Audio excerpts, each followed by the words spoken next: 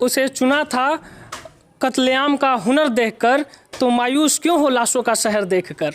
अच्छा चलिए, बड़ी चोट लगती है भाई पुलिस की लाठी में। अच्छा। लेकिन एक चीज़ और है कि एक बार आप जब लाठी खा लेते हैं पुलिस की, उसके बाद डर खत्म हो जाता है आपका। फिर आप और मुखर होकर और ज़्यादा तेज प्रहार करते हैं। आप आलोचना नहीं कर सकते सरकार की। क्यों? आप आलोचना करेंगे तो आप देशद्रोही करार दिए जाएंगे ना। एक हजारी प्रसाद द्विवेदी जी हैं, उन्होंने कहा है कि भारतवर्ष का नायक वही हो सकता है जो समन्वयकारी हो, क्योंकि यहाँ विभिन्न विचारधाराएं, विभिन्न धर्म, विभिन्न जाति के लोग रहते हैं, और जब तक हम सबके बीच समन्वय बैठाकर नहीं चलेंगे तब तक वो भारतवर्ष का नायक हो ही नहीं सकता है। इसलिए सब चीज़ का हिसाब लिया जाता है। और अगर कोई समझ ले कि वो भारत का आका बन गया है तो ये ना समझें, क्योंकि जिन अंग्रेज़ों का सूरज कभी डूबता नहीं था उनके वायसराय और ऑफिसर्स के कपड़े हमारे देश के बैंड बाजे वाले पहनते हैं। मुझे तो एक शेर याद आ रहा है कि उधर वो हाथों में पत्थर बदलते रहते हैं, इधर भी अहले जो सर बदलते रहते हैं, और ये दबदबा, ये सत्ता, ये नशा, ये दौलत सब किराएदार हैं, सब घर बदलते रहते हैं। नमस्कार, तो ये स्वागत है आपका सिवान एक्सप्रेस ऑनलाइन में। मैं हूं आपके साथ यूनुस। आज प्रधानमंत्री का 7 साल पूरा हो गया है। उनके कार्यकाल के लेकर हम प्रकाश डालेंगे। विकास गिरी जो कि सिवान जिले के हैं, राजधानी के दिल्ली में रहते हैं।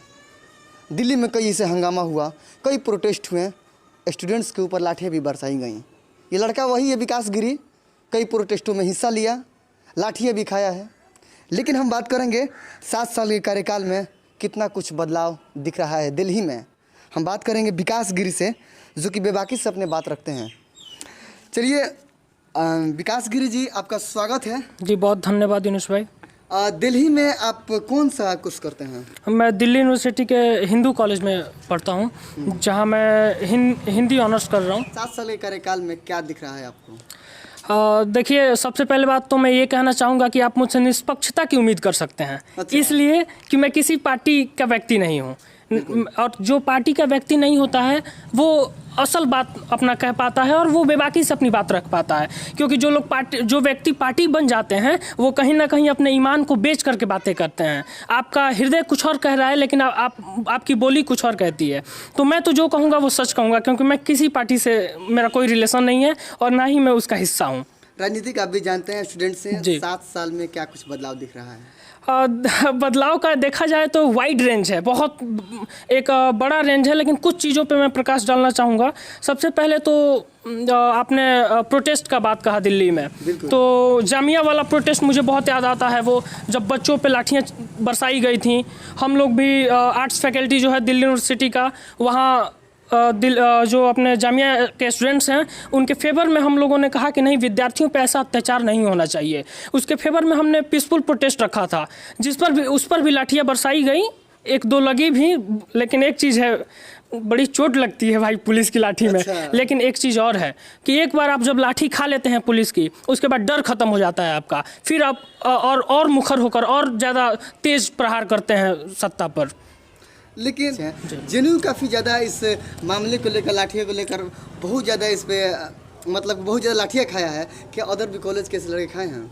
देखिए, जेएनयू और बाकी यूनिवर्सिटीज़ में एक अंतर है। अंतर ये है कि जेएनयू जिंदा है।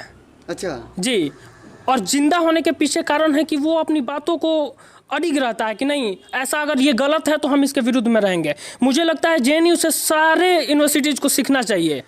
और कन्हैया कुमार का आपने नाम लिया, मैं उनका बहुत बड़ा फ़ैन हूँ। इसलिए फ़ैन हूँ मैं, वो किस पार्टी के हैं मुझे नहीं पता, लेकिन मैं विद्यार्थी हूँ और मैं उनका सम्मान करता हूँ, और उनका जो ज्ञान है उससे मैं बहुत कुछ सीखता हूँ।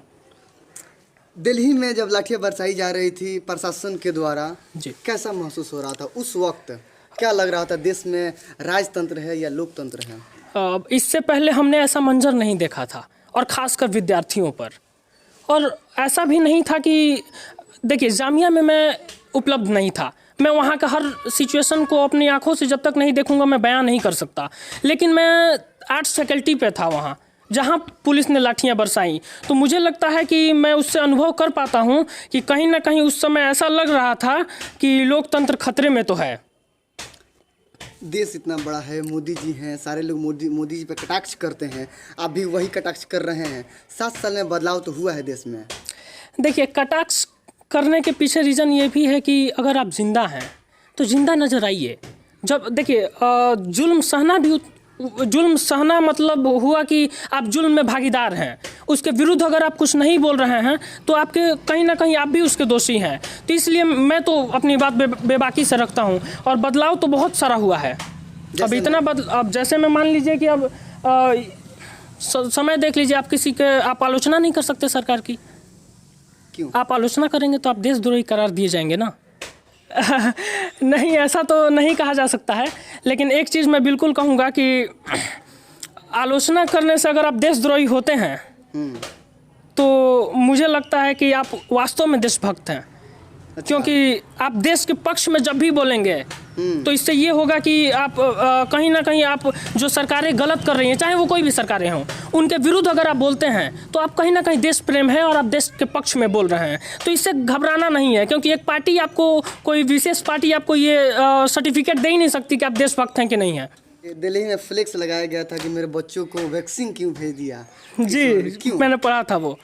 देखिए, अब इस पर बाहर उन्होंने भेज दिया। मुझे लगता है कहीं ना कहीं ये इंटरनेशनल रिलेशन की बात है। उन्होंने ऐसा रीज़न दिया कि इंटरनेशनल रिलेशन जो है हमारा मजबूत होना चाहिए, वो हेल्प करना बनता है। लेकिन मुझे लगता है कि सर्वप्रथम अपना देश होना चाहिए किसी के लिए भी। राष्ट्र सर्वोपरि सबके लिए होना चाहिए। आप विदेश क्यों भेज देंगे? सबसे पहले अपने देश के लिए देखिए आप। ठीक है, आपने भेजा, मैं मानता हूँ आपने भेजा। आप तब भेजते जब आप पर्याप्त मात्रा में हमारे यहाँ से ज़्यादा होती। बिल्कुल बिल्कुल बिल्कुल। और लाशें देखकर तो आप अंदाज़ा लगा ही सकते हैं जो स्थिति है। हमने भी वो दृश्य देखा जिसमें हृदय झकझोर देने वाला दृश्य, जो यूपी के गंगा किनारे वाला जो दृश्य, आप जहाँ तक नज़र दौड़ाइए वहाँ तक लाशें ही लाशें हैं। और मुझे वो एक शेर भी याद आता है कि उसे चुना था कत्लेआम का हुनर देखकर, तो मायूस क्यों हो लाशों का शहर देखकर। अच्छा, चलिए, मायसू का शहर देखकर और एक सवाल जानना चाहूँगा कि मोदी जी को पसंद करते हैं कि नहीं करते हैं? देखिए, मेरा एक मानना है कि आप विराट कोहली को पसंद कर लीजिए, बिल्कुल। आप महेंद्र सिंह धोनी को पसंद कर लीजिए, आपका मन करे आप सलमान के फ़ैन हो जाइए, आप शाहरुख के फ़ैन हो जाइए, लेकिन किसी राजनेता को पसंद मत कीजिए, किसी राजनेता का फ़ैन मत होइए। इसके पीछे कारण है, जब आप राजनेता का फ़ैन होते हैं तो आप उसके अच्छे और बुरे कामों को नहीं देख पाते हैं। इसलिए मैं ये बिल्कुल कह सकता हूँ कि मैं किसी राजनेता का फ़ैन नहीं हूँ और मैं पसंद नहीं करता हूँ। उनका विचारधारा अच्छा लगता है आपको? देखिए, एक हजारी प्रसाद द्विवेदी जी हैं, उन्होंने कहा है कि भारतवर्ष का नायक वही हो सकता है जो समन्वयकारी हो, क्योंकि यहाँ विभिन्न विचारधाराएं, विभिन्न धर्म, विभिन्न जाति के लोग रहते हैं। और जब तक हम सबके बीच समन्वय बैठा कर नहीं चलेंगे तब तक वो भारतवर्ष का नायक हो ही नहीं सकता है।